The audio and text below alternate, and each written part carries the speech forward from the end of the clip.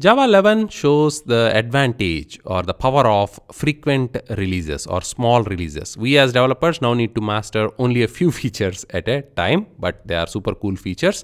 The first two features revolve around strings, and then we have a feature on the optional class, and then some deprecations and removals as always. So the first feature is string API updates.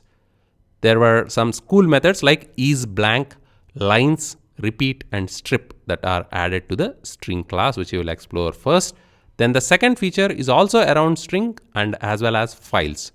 So the files API is updated to read and write string data in a single line of code. We will explore that. And on the optional class, now there is a isEmpty method starting Java 11. Earlier, we used to rely on isPresent method, and we use the not isPresent if we want to do opposite, but now we need not do it. If you use the isEmpty method, it will tell us if the optional object is empty.